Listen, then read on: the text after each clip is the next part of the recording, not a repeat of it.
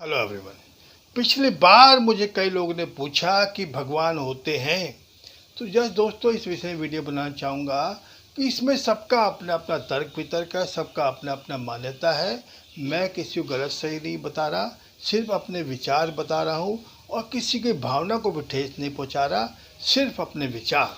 My name Manoj Bansal, life coach. आज विषय में बताएंगे कि भाई भगवान होते हैं या नहीं होते हैं, सब अपना बिलीव है। तो सब कई लोग बोलते हैं भगवान होते हैं तो कहाँ होते हैं, भगवान नज़र क्यों नहीं आते हैं, भगवान हमें इतना दुख तकलीफ़ क्यों दे रहे हैं, हमको इतने पैसे की इतनी तंगी क्यों आ रही है, हमारा हेल्थ में इतनी गिरावट क्यों आ रही है। सब सिंपल एक ही जवाब मैं बताना चाहूँगा कि जैसा हम लोग कर्म किएंगे वैसा फल मिलेगा, ये सब हम जानते हैं। तो भगवान जो है उन्होंने कोई ऐसा ऑटोमेशन पहले नियम सेट कर दिए कि भाई जैसा तुम लोग कर्म करोगे वैसा फल मिलेगा। तो भगवान है या नहीं उस विषय में, जैसे मान लो कोई मोबाइल है, कोई कंप्यूटर है, कोई लैपटॉप है, कोई मकान बिल्डिंग बनती है, कोई बड़े बड़े शिप बनते हैं, तो कोई तो क्रिएटर है, तभी तो चीज़ बनी है। तो इसी तरह इतनी बढ़िया दुनिया बनी है, इतना बड़ा ब्रह्मांड बना है, तो कोई ना कोई दिव्य शक्ति तो है जिसके द्वारा बनाई गई है। तो नो डाउट भगवान है, तभी ये दुनिया चल रही है। उसके बाद दुख तकलीफ तो कहा कि 84 लाख योनियों के बाद मानव जीवन मिलता है और उसी से सार सृष्टि चलती रहती है। भगवान ने नियम सेट कर दिए, वो होता रहता है। अब किस रूप में मानना, 33 करोड़ देवी देवता तो हिंदू मान्यता के अनुसार ही हैं, बाकी सिख है, ईसाई है, वो अलग।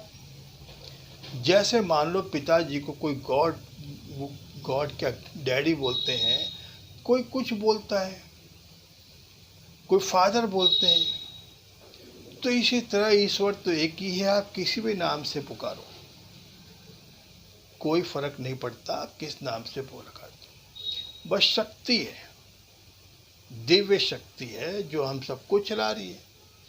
तो इंसान का जन्म कैसे हुआ उस विषय में बताना चाहूँगा कि परमात्मा ने बहुत सदियों पहले, साल तो क्या सदियों पहले, एक डायनासोर बनाया। उसके बाद आदम हवा बने। आदम हवा को जब भूख लगी तो उन्हें पत्थर जला के कुछ अग्नि का इंतजाम किया और खाने पीने के लिए कुछ हो सके छोटे मोटे जीव हो या कुछ भी जैसे उनकी सुविधा हो वैसे इंतजाम किया। और कपड़े पहनने के लिए उन्होंने पेड़ों के पत्ते का सहारा लिया। और उसके बाद उन्होंने क्या करा कि खाना पीना खाया और रहने के लिए कोई गुफा आदि का इंतजाम करा। तो लेकिन विकास इतना हो गया क्योंकि इंसान के पास बुद्धि थी और बुद्धि है और रहेगी, इसी कारण इंसान इतना विकास करता जा रहा है। तो भगवान ने 3 तरह के बनाए, एक तो जल में, एक थल में, एक वायु में। जैसे मान लो सब, वो सबसे बड़ा थल में जो बनाया उसके पास बुद्धि बनाई। सबसे श्रेष्ठ जो बनाया मानव, मानव के पास बुद्धि है, इसलिए इतना विकास करता जा रहा है। और उसके बाद आत्मा परमात्मा कई सवाल हो सकते हैं। तो सिंपल है, कहा गया है कि आत्मा तो अमर है। तो जैसे जैसे हम कर्म करेंगे वो आत्मा के अनुसार फल मिलता ही जाता है। तो इसमें कोई बहुत लंबी चौड़ी बात नहीं है, अपने हिसाब से सब जो माने वो सही है। और किसी ने कहा कि गंगा माँ, वैसे तो बहता पानी है, लेकिन क्या है, गंगा मैया, वहाँ भी भगवान।